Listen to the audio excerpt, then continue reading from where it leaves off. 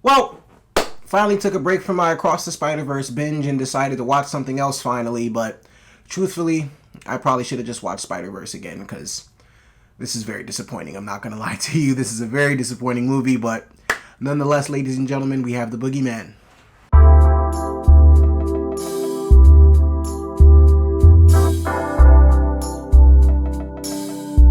Hey guys, it's your guy in the chair here, and look, this is my review for The Boogeyman, starring Chris Messina, Sophie Thatcher, Vivian Lyra Blair, I believe her name is, and Madison Hugh, and was directed by Rob Savage. And our story follows this family who is haunted by the Boogeyman, a creature who essentially either hides in your closet, hides under the bed. Either way, he's the monster that your children want for you to check for under night, or he's the monster that your kids want you to check for, over the night, and they're being haunted by this guy. So this is the movie, and basically I'm just going to get into what I liked and what I didn't like about the movie. And trust me, there's not a lot to like about this movie at all. So let's just get into it. Alright, so the only thing I liked about this movie whatsoever is Sophie Thatcher's performance, the main character, the main girl. She's the older sister in the film. She does the best job of trying to make this thing as entertaining as possible, and it's really not even trying to be that entertaining. It's honestly a very boring, a very dull, a very just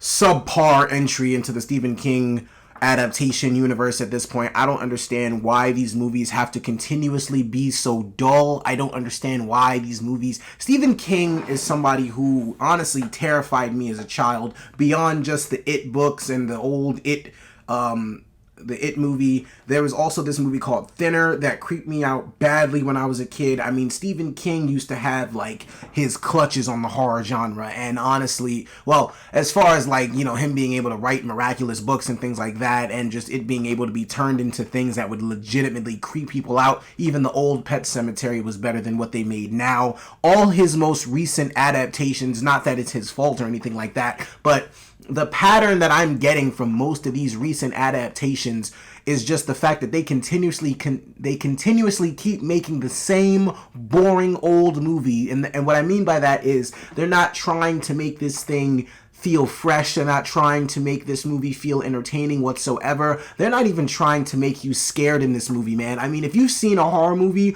you've literally seen this movie. If you've seen any type of horror movie at all, you've seen this movie 1,000 times over, because this movie is predictable as hell as far as the scares go. It's cliche as hell as far as all the characters and the creature itself. They don't even try to add anything to the Boogeyman lore to make this creature stand out. They don't want to make it, the movie's already called The Boogeyman, so at that point they just left anything else relating to the Boogeyman alone. They didn't want to add anything new to the story. They didn't want to add anything that makes us at least remotely interested in what's going on. When I tell you I'm literally just sitting there like this, waiting for this movie to end, that's literally me the entire time. Like I said, Sophie Thatcher's performance was good. She did the best she could, but everybody else in this movie is literally just phoning it in as far as I'm concerned. Her dad is the most useless character I've ever seen in a horror movie before in my life, and honestly, that's saying something, because if you watch a lot of horror movies, there are other useless characters for sure, but their dad in this movie is just absolutely useless.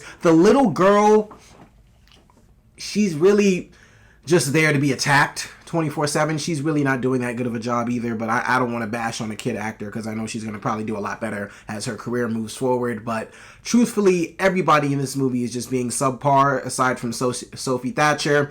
Like I said, I don't really understand what it is about these Stephen King adaptations that we just have to continuously get boring movies unless they involve a killer clown. Like, other than that, like, seriously, I went through the history, or I went through like the most recent Stephen King adaptations that came out, and if you go down the list, yeah, they get very boring, or they're very like up and down in tone as far as like hits or misses, or as far as like being somewhat entertaining and just being absolutely boring as hell. I mean, look, we got Pet Sematary that came out in 2019, but it goes back before that even. Look, The Dark Tower that came out in 2017, that was horrendous. But you had Gerald's Game that came out in 2017 as well. That was pretty good. What do we have? Doctor Sleep. Doctor Sleep, while I did enjoy that movie, it is fairly boring and it is kind of slow. But that movie for me was still pretty good. I'm not going to lie to you. I enjoyed Ewan Gregor's performance and Rebecca Ferguson a lot, actually, in that movie. I saw Doctor Sleep is kind of in the boring category, but it is still a fairly good movie, so I kind of like, it's not bad at all. It's definitely not remotely close to what this snooze fest is, but you got Firestarter, which was horrible. Now you got the Boogeyman that came out, which is, again, horrible. I mean, look, like I said, Stephen King was a guy that literally had his clutches in the horror genre and the horror game for a very long time. Stephen King is somebody who is well respected amongst the horror fans and people like that. And these adaptations, in my opinion, just keep taking a shit on his name and the great work that he's created. Because, again, this movie is just suffocatingly boring. It's not interesting whatsoever. It's predictable as far as the scares go. You can see where this movie is going a mile away. It even ends on a note that just showed that they didn't care. They literally pull out every cliche in the book. They do whatever they can to just get you. They literally do whatever they can to just push you through this movie and get you out the door as quickly as possible. And honestly, I was going to say I can't blame them, but I can, because y'all could have did a lot better than this, or you could have just released this straight to streaming. But for all those reasons and so many more, guys, I'm going to give The Boogeyman a 2 out of 5 stars. Also, I do want to add that I don't necessarily want to get into detail about this character at all, but I will say David, what's his name? I can't, his last name is so hard to pronounce. David Dasmalchian.